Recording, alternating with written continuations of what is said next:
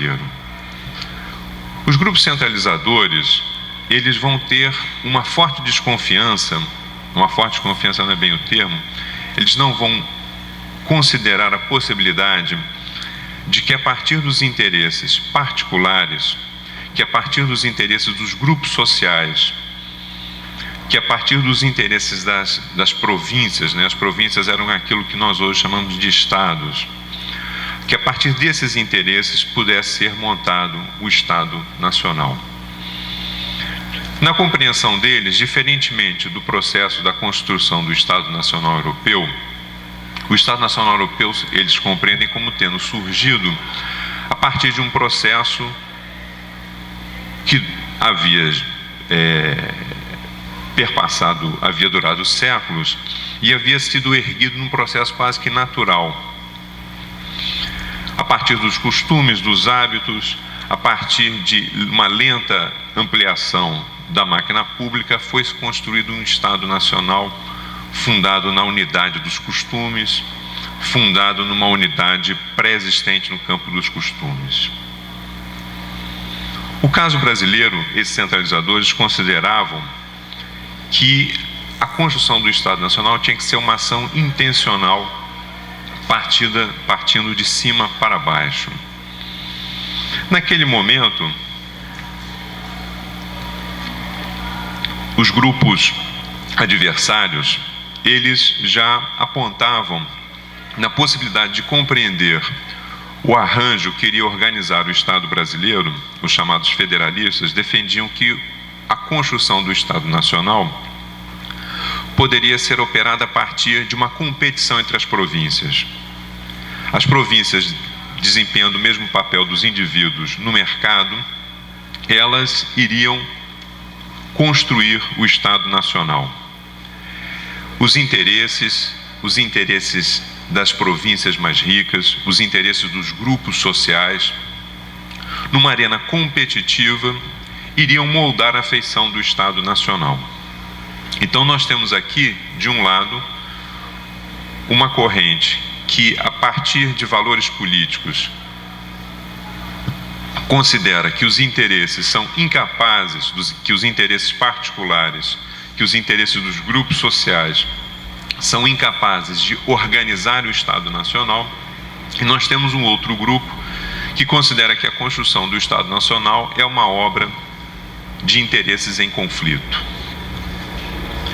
Este debate, que vai durar da Constituinte até pelo menos 1843, ele marca exatamente este campo sobre o qual o tema da recepção do direito administrativo vai ser operado.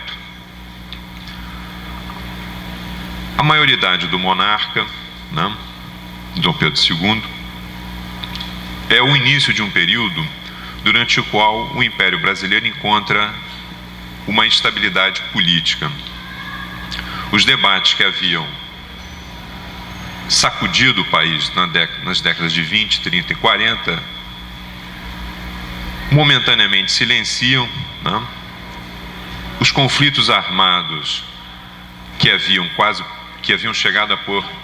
inclusive levado ao separatismo de algumas regiões, são silenciados, mas fica ainda, né, no clima político, esta divisão entre grupos que valorizam, destacam, enaltecem o papel dos interesses e grupos políticos que consideram que o Estado, ele, longe de ser o resultado de um conflito de interesses, o Estado deve ser um órgão, e principalmente o poder central, ele deve ser um órgão capaz de capturar os interesses particulares e de fazê-los funcionar segundo uma lógica que não é a lógica dos interesses competitivos.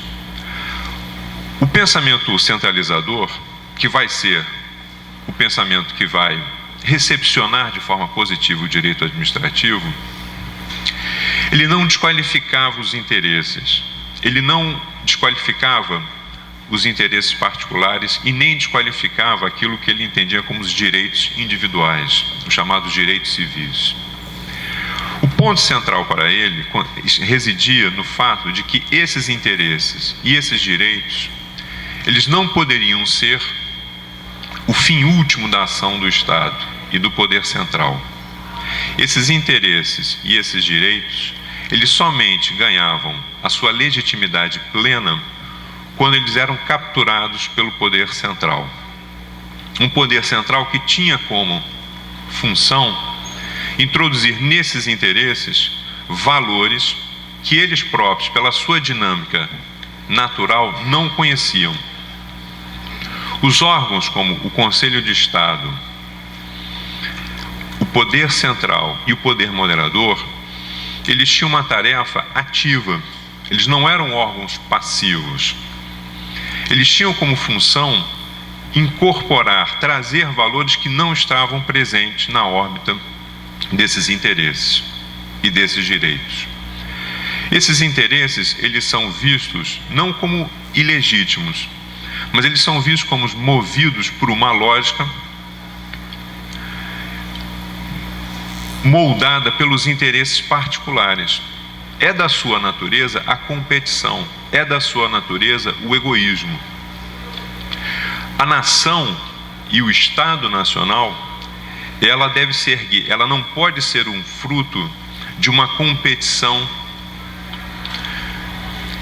de um resultado casual entre interesses egoístas. Cabe ao poder central, cabe ao Conselho de Estado introduzir nesses interesses valores que eles próprios não são capazes de enxergar. Não? Nesse sentido, a necessidade de um poder moderador ativo.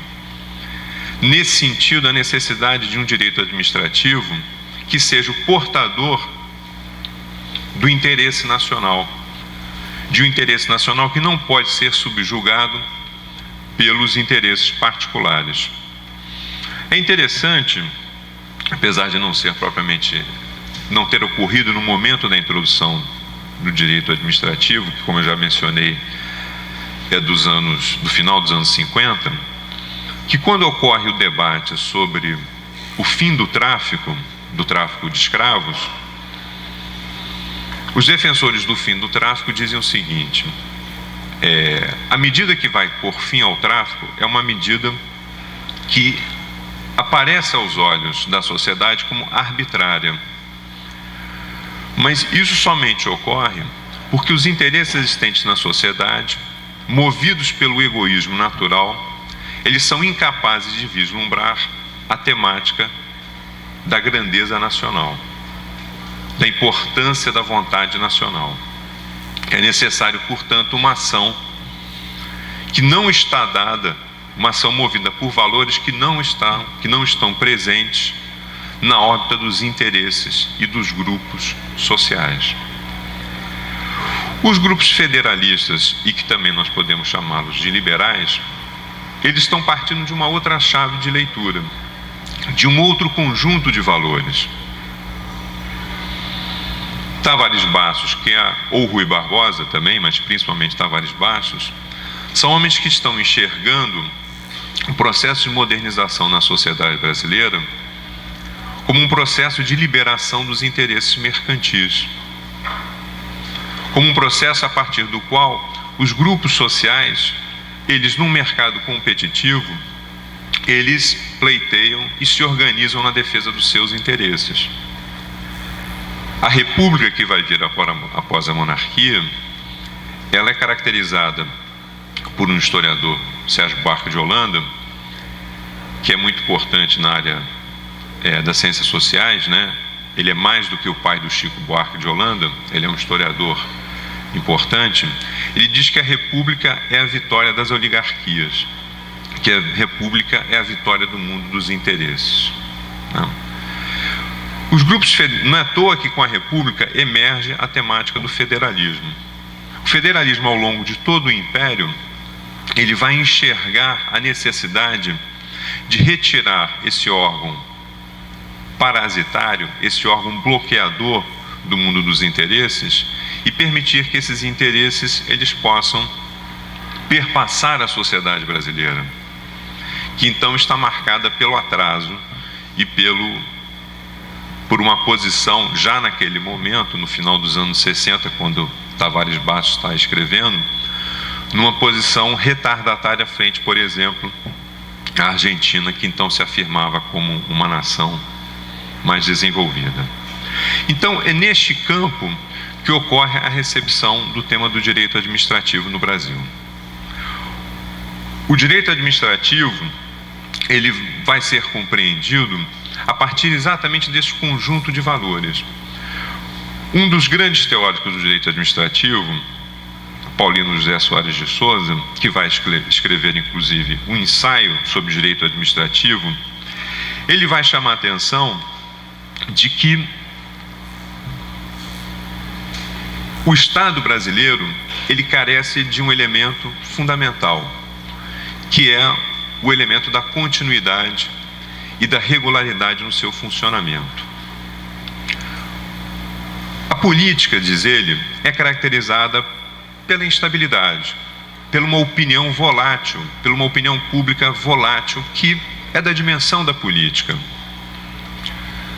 Os grupos, eles se sucedem no poder a partir de oscilações da opinião pública. Isso não pode ser cancelado e nem deve ser cancelado, não? Os partidos políticos, eles existem exatamente capturando, influenciando essa opinião pública. Agora, a administração não pode ser assim.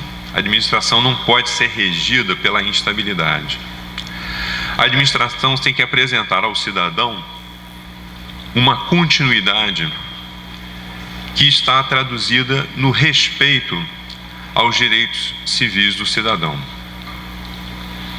Quando a política conforma a administração, e esse é o elemento negativo, nós vivemos, diz ele, num período onde os direitos civis são constantemente violados, onde a máquina do Estado é entendida como um instrumento de perseguição política. A política, ela não pode ser cancelada. Não pode ser cancelada a luta entre os partidos, não pode ser cancelada a luta entre os princípios políticos. Agora, esses princípios políticos, eles têm que ser controlados, têm que ser mantidos numa esfera distante da administração, que tem que ser caracterizada pela continuidade.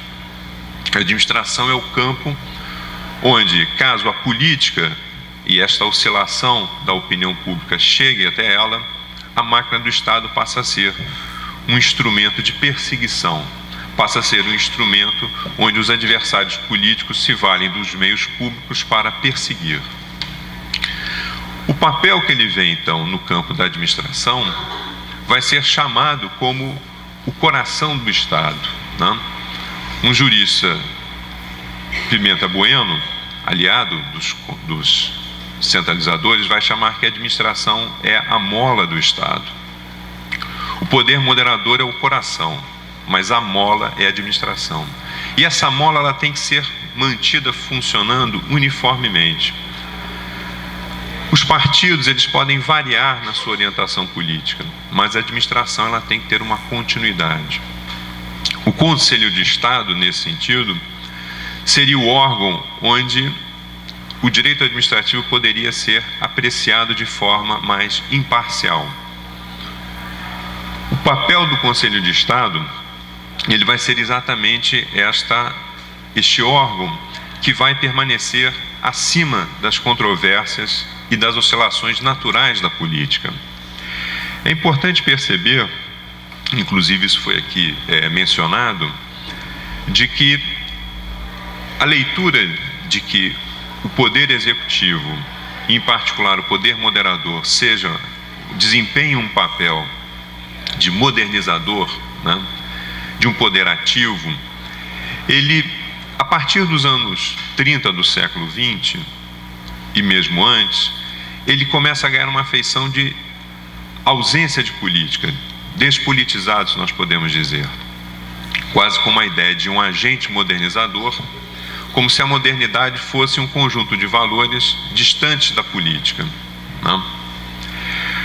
E ocorre, inclusive, nos anos 30 do século XX, uma desvalorização da política como um mecanismo como uma esfera do debate nacional, né? Não sem razão, não são a mesma coisa, mas nesse aspecto é uma semelhança. Os anos 60, né, a partir de 64, a política também ganha um sentido de deslegitimidade, né? A política como sendo um caráter negativo. Não é este o problema propriamente do Império, e isso é um elemento interessante, né? Ocorre uma valorização da dimensão da administração, ocorre uma valorização do tema da vontade nacional, sem que isso implique uma desvalorização do conflito político e da luta política. O que está em jogo aqui é delimitar a esfera do conflito entre as facções, da disputa entre as facções, do mundo dos interesses, e um segundo momento, né, do mundo dos interesses, do mundo da opinião pública, onde o conflito, a oscilação fazem parte da sua própria dinâmica, e um segundo momento, onde esses interesses, eles são, o termo não é exatamente correto, eles não são convidados, mas eles são forçados, eles são instados a funcionarem segundo uma dinâmica marcada pela vontade nacional e pelo interesse geral.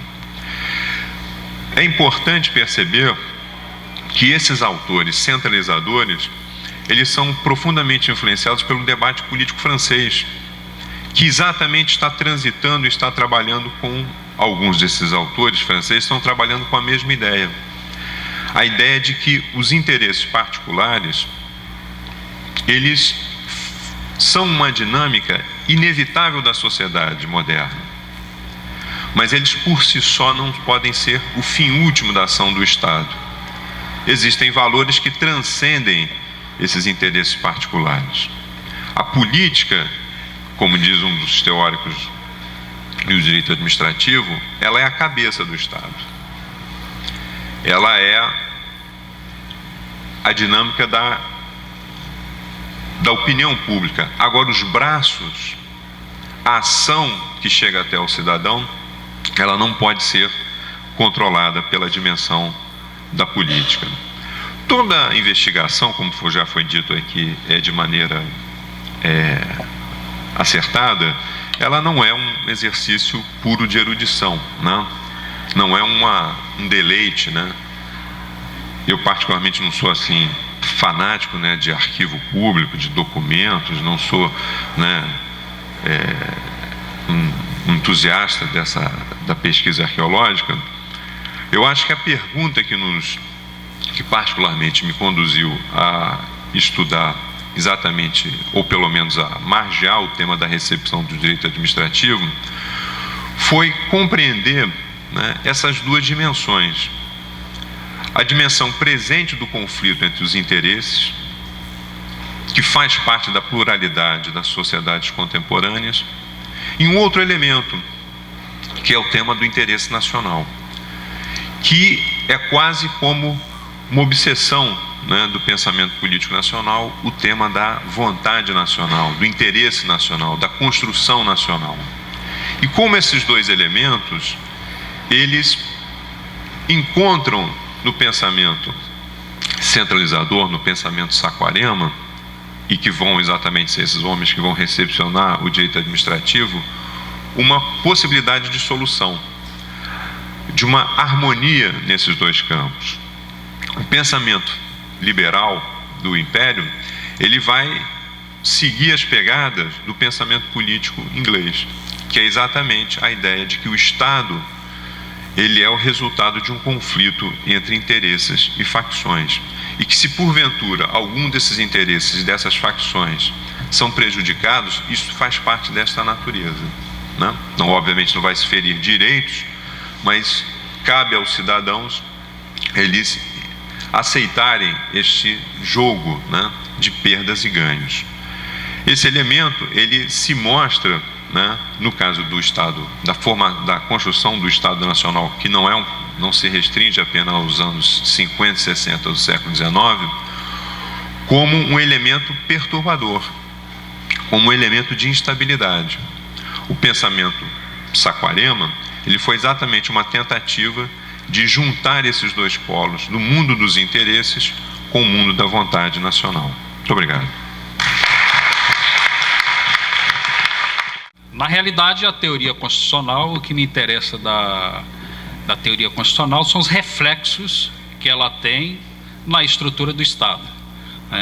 Como professor de direito comercial e de processo, naturalmente que não sou muito afeto a essas teorias, mas o que chama a atenção, né, é a atualidade do tema, né? Nós estamos discutindo os debates políticos da construção de um Estado no século XIX, virada para o século XX, início do século XX, e, no entanto, os temas são temas atuais, né?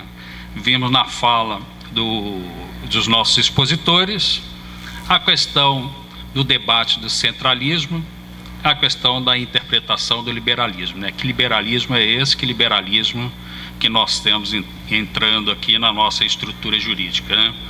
E mais atual ainda, né? Ou se é possível ser mais atual, mas o tema que está nas discussões de sempre, a questão da legitimidade, né? O que nós vimos aí nesse passeio histórico que foi apresentado, na realidade, que de tempos em tempos nós temos algum órgão que cai naquele vácuo de legitimidade pela representação, e o professor Ivo falava aí, fazendo aquele histórico na Europa, da formação dos órgãos a partir de um costume, a formação de uma estrutura que se legitimava a partir de um costume. É claro que se eu estou com uma ideia de construção de um Estado, com a ideia de construção de uma nação, que é esse o clima do século XIX no Brasil, não é possível eu pensar em estabelecer uma estrutura a partir de um costume que não existe.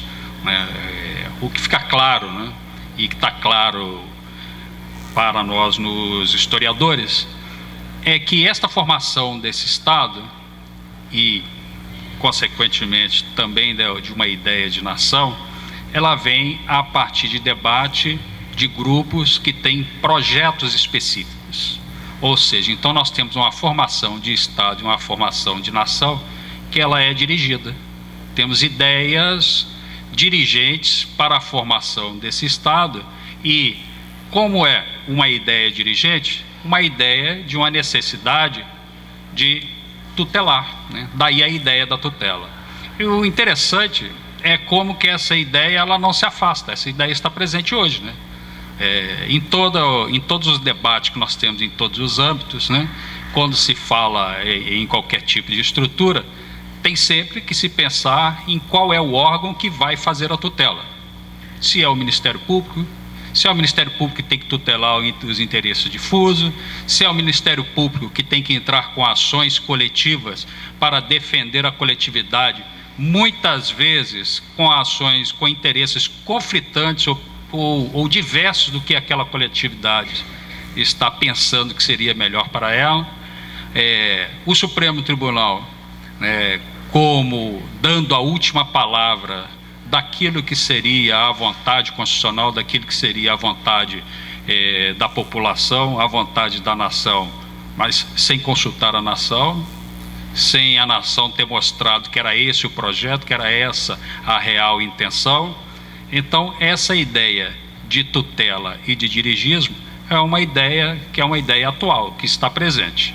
E nessa construção, né, desses debates, qual é a originalidade, né, que, na minha modesta opinião, a gente consegue verificar, né? A originalidade do sistema brasileiro está justamente em conseguir juntar todos esses modelos que esses grupos estão verificando, né? E isso se reflete hoje até na legislação infraconstitucional, a gente vê isso, né? Eu costumo dizer que nós iniciamos um modelo de sistema jurídico, né, que é um modelo que vem da codificação francesa, né, isso está claro para todo mundo, mas nós estamos querendo fazer a leitura desse código do modelo francês com a cabeça lá no sistema da Cumoló. Então nós temos um sistema processual, né, que é um sistema processual de uma herança germânica, romana, aquele modelo do processo romano do século IV presente ainda, e fazemos toda a alteração do código inserindo os instrumentos da Cumoló, né? Tutela antecipada, tutela inibitória, tutela mandamental, ações coletivas, que são instrumentos da Cumoló. O que eu não estou querendo dizer que esteja errado ou que não funcione. O que eu estou dizendo é que nós estamos com um modelo, inserindo elementos de outro modelo, fazendo uma modificação, vamos dizer assim, que seria uma modificação de origem, sem, na realidade, essas coisas estarem sendo acomodadas teoricamente, né? Então, e me parece que isso estava presente já no século XIX, quando eu tenho uma estrutura de poder moderador e estou pensando em um órgão, que é a Suprema Corte, né, que tem uma função diversa, né, que vai se consolidar como um órgão de fiscalizador e de efetividade dos direitos civis, para poder substituir esse poder moderador, que, como foi dito, tinha a função de controlar a constitucionalidade estrutural. Então eu estou olhando o instrumento, vamos dizer, americano, inglês, da doutrina inglesa, mas querendo que ele tenha um objetivo que no meu sistema foi pensado aos moldes da doutrina francesa, né? Bom, não sei se isso é um vício, mas isso é, ou se é uma virtude, ou se é mais vício ou mais virtude, né? A verdade é que essa é a nossa característica, a característica do nosso sistema. Nosso sistema, então, ele é construído de diversas ideias, né? E a originalidade dele está justamente nisso. Agora, como eu construo um sistema em que eu tenho fragmentos de diversas origens e ora prevalece um instrumento, ora prevalece outro instrumento, a grande dificuldade é a gente conseguir juntar tudo numa funcionalidade, né? E essa funcionalidade que atendam a todos esses requisitos de legitimidade. E aí, quando a gente cai nesse vácuo de representação, né, e como nós não temos o costume, tá no vácuo da representação, a gente não tem costume, nós temos que buscar a tradição para poder legitimar, né? Como essa tradição também não existe, muitas vezes nós criamos essa tradição, né? Essa tradição ela é criada para dar essa legitimidade que está carecendo para aquele órgão. Bom, enfim, eu acho que é isso, né? Mas a questão é saber quem é que vai dizer qual é o interesse nacional. E essa eu acho que é a questão posta nesse momento, quando o assunto da moda é o ativismo jurídico, né? Me parece que alguém já está assumindo essa posição de se determinar como aquele que diz qual é o interesse nacional, qual é o interesse, embora essa consulta não tenha sido feita, né? Embora essa representatividade, né? Embora a legitimidade venha justamente de não se representar, me parece que essa é a questão. Então, como a história é cíclica, é isso, tudo que vai e volta, me parece que o debate é o mesmo, nós só mudou as circunstâncias. No fundo, o debate do século XIX é o debate que está presente hoje, só mudando as circunstâncias e naturalmente, os atores envolvidos. E foram feitas duas observações, né? Na verdade, muito pertinentes na medida em que elas pretendem desmiuçar, na verdade, a minha fala, que foi muito genérica e muito esquemática, não é? A primeira questão, altamente muito interessante, foi que essa questão do poder moderador do rei ou do STF, se o STF seria mais faccioso do que a autoridade do rei. Na verdade, a reflexão sobre o poder moderador, ela não... Por um lado, essa primeira distinção eu gostaria de fazer, ela não está umbilicalmente ligada à questão da monarquia. O Benjamin Constant, o tema do poder moderador em Benjamin Constant, ele é persistente, é muito antigo. Ele aparece, na verdade, na época do Diretório, ou seja, na época da República Francesa, em 1795, 96. Ele começa a escrever no período uma obra que ele não termina, na verdade, e depois ele vai aproveitar pedaços dessa obra e publicar separado. A obra que pela primeira vez aparece essa reflexão a público, que chama-se Princípios Políticos Aplicáveis a Todos os Governos, foi publicada em 1814. Na verdade, ela já tinha uma primeira versão, que não foi publicada, de 1806, um pouco diferente. Mas essa versão, por sua vez, ela foi tirada de uma obra maior que ele não terminou, que foi publicada na década de 90 agora, chamado Fragmentos Abandonados sobre a possibilidade de uma constituição num país de grandes dimensões. Quer dizer, já está aí, inclusive, pressuposto a questão do Montesquieu. É possível uma república num lugar grande? Né? E ali é que está posta pela primeira vez a questão do poder moderador. Obviamente, ele está pensando a questão do poder moderador numa república e não numa monarquia. Mas o Benjamin Constant é muito prático. Nós temos república, temos que pensar na república, não na monarquia. Então, o que ele diz? A primeira formulação que ele tem do poder moderador, que ele intitula poder preservador na época, era na forma da constituição de uma terceira assembleia. E aí é muito interessante que a discussão toda é como é que você consegue criar um poder que não tenha interesse próprio, cujo interesse próprio seja o interesse público. E aí ele começa a pensar na distinção sobre as formas de investidura no governo. Você pode ter eleição, você pode ter a hereditariedade, você pode ter a vitaliciedade. E para essa reflexão você vê que não só a questão não está ligada originalmente ao problema da monarquia, como o tempo todo ele está pensando no poder moderador não num formato, mas como se o poder moderador tivesse que ser o juiz dos outros poderes. Então tem uma correlação com a ideia de arbitragem que ele também tira do judiciário. Você disse, quer dizer, aí eu já vou tentando responder essa questão de uma maneira mais ampla. Ele diz, a única maneira que você não pode eleger o sujeito que vai ser árbitro. Porque se você eleger ele vai representar quem o escolheu. Então, na verdade, você tem que investi-lo ou de vitaliciedade ou de hereditariedade. Então, na verdade, a ideia do monarca é que o monarca pode ser juiz porque ele é hereditário. Aí vem a pergunta óbvia: por que o juiz não pode ser juiz? Por que o juiz não pode ser árbitro do sistema constitucional? E aí, na verdade, vem o sistema francês que pensa o judiciário. O judiciário cuida de ações entre particulares. Não pode cuidar de ações onde o Estado seja parte. Então, mas ele sempre pensa assim: esse poder será o juiz dos outros poderes. Tá? Então você tem visto aí nessa reflexão do Constant uma proximidade enorme, uma analogia com a ideia de judicatura, não é? E também a presença do elemento da vitaliciedade, que bem ou mal é o elemento também que caracteriza os juízes que estão no Supremo, não é? Que se tornam independentes de quem os nomeia. Não que eu concorde com esse critério de que o presidente que tem que nomear, porque na verdade a nomeação dos ministros do Supremo obedece à lógica americana, em que o judiciário não é exatamente o poder moderador, ele não é um quarto poder. O controle da constitucionalidade é exercido como freios e contrapesos em relação aos outros dois poderes. Ele não é um quarto poder como no sistema de Constant. E isso é um problema no nosso sistema, que é misto, que é meio americano e é meio europeu, porque você não sabe se ele é igual ou se ele está acima.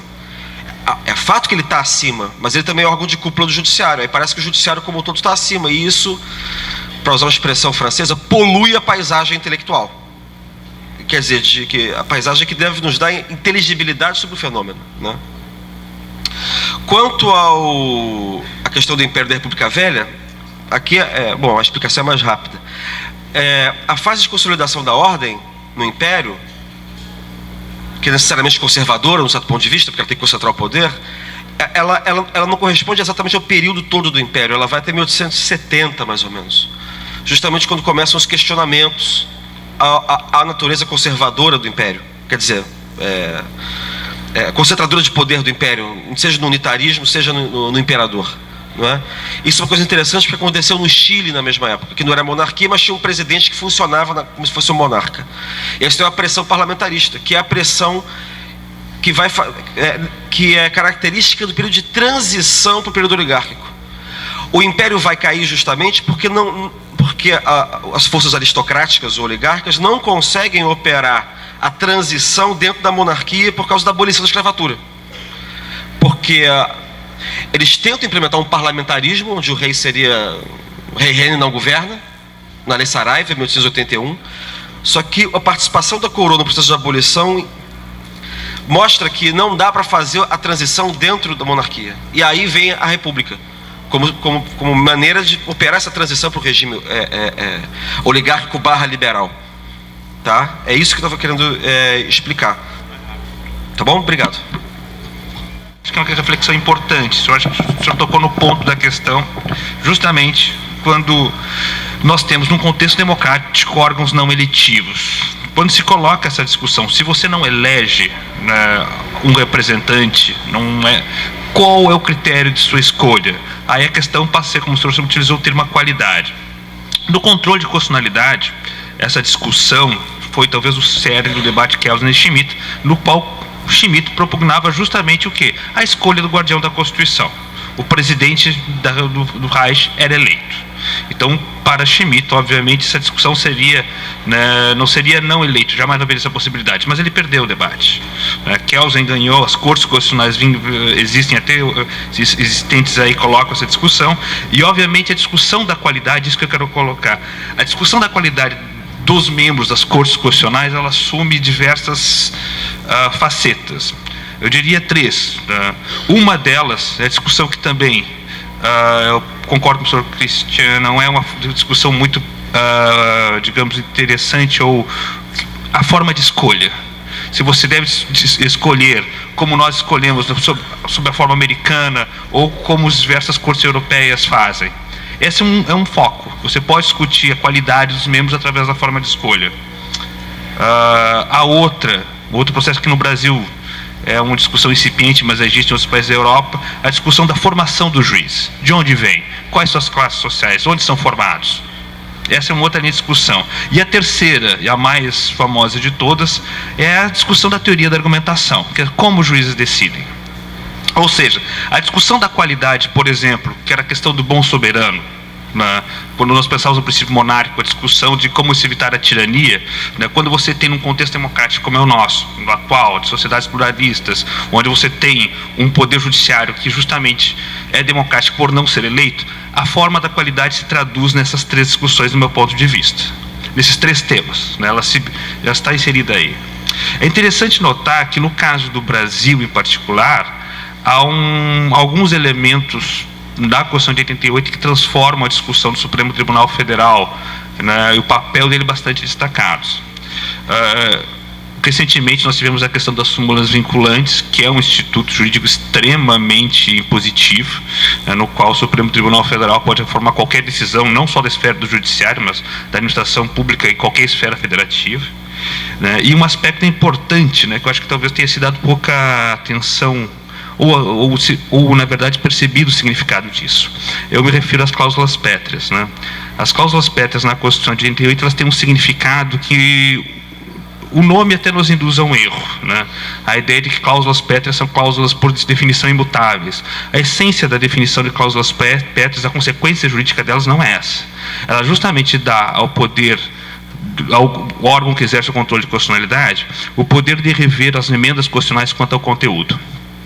Esse é o significado das cláusulas pétreas.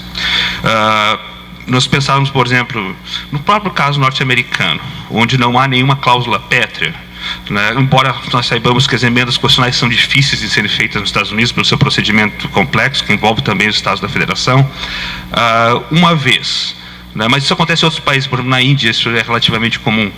Quando o tribunal toma uma decisão, a reação imediata do parlamento é aprovar uma emenda à Constituição no sentido contrário da decisão. No momento em que aprova isso por uma emenda constitucional, o parlamento dá a última palavra.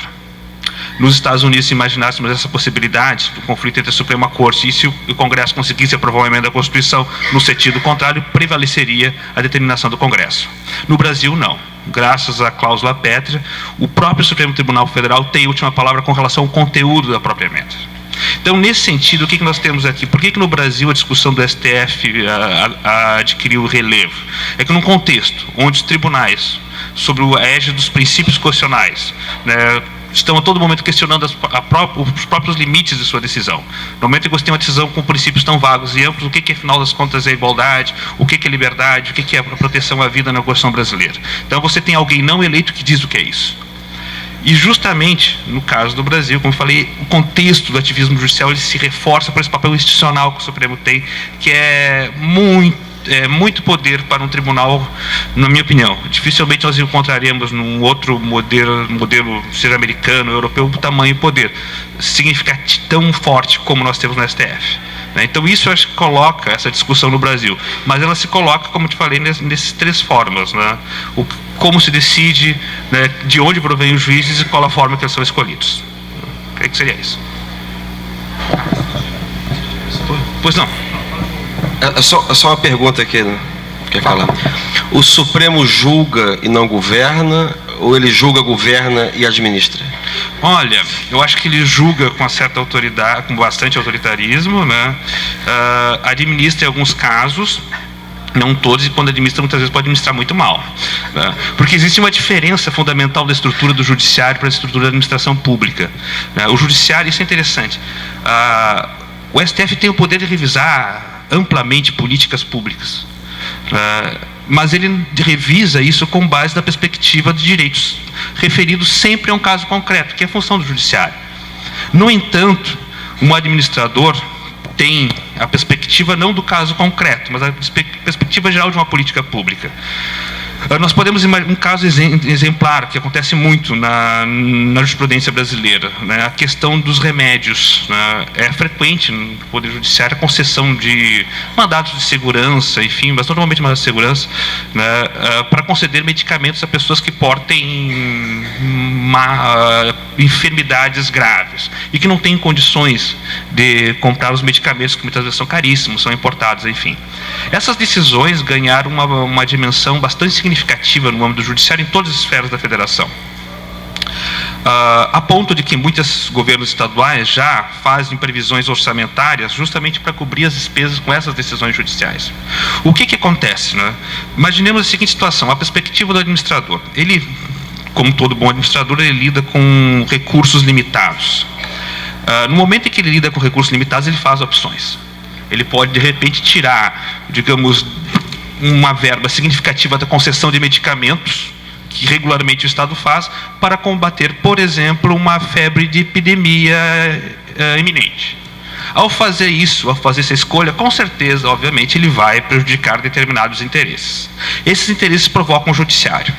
E o juiz, ao analisar esses interesses prejudicados, ele não vai analisar do ponto de vista global da administração. Ele não se preocupa com a questão de que aquela economia, né, aquela restrição está se dando em função de uma política pública maior, que é a questão justamente de combater a epidemia iminente. Ele vai se concentrar no caso.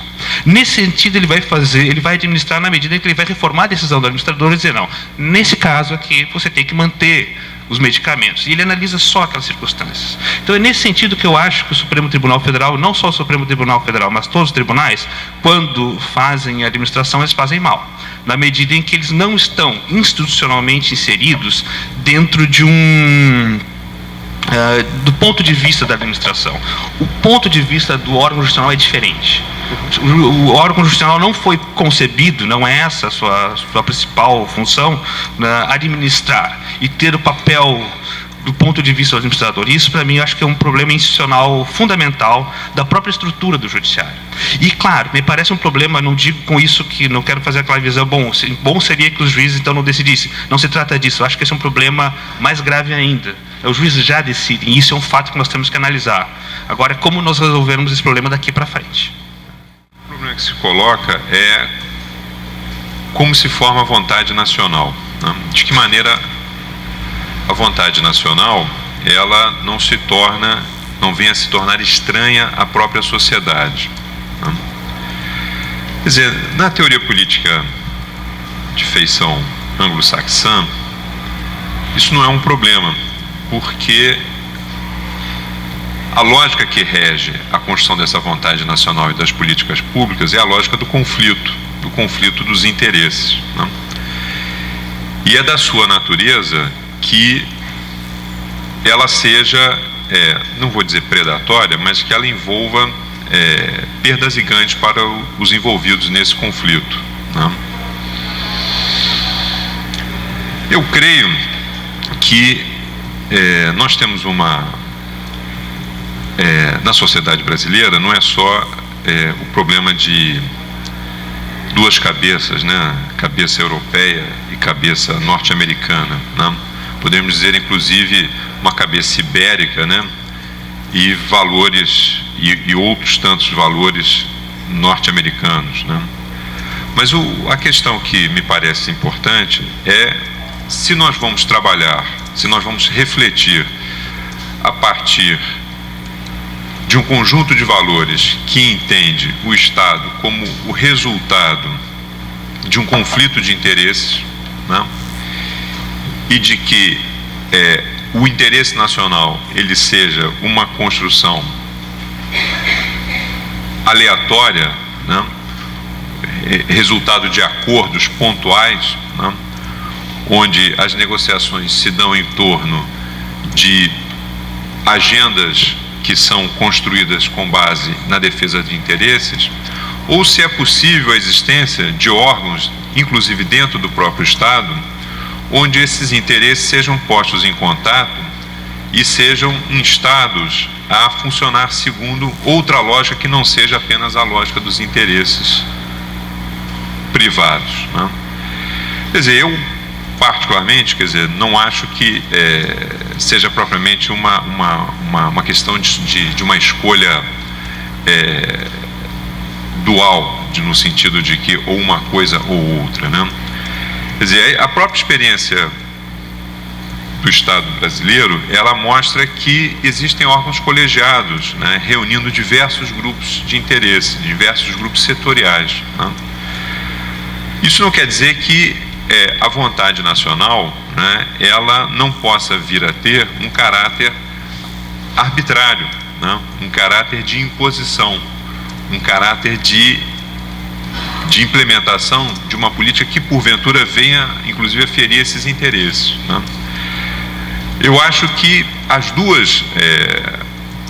os dois campos de valores eles estão presentes na sociedade brasileira, né? Não há como isso ser extirpado, né?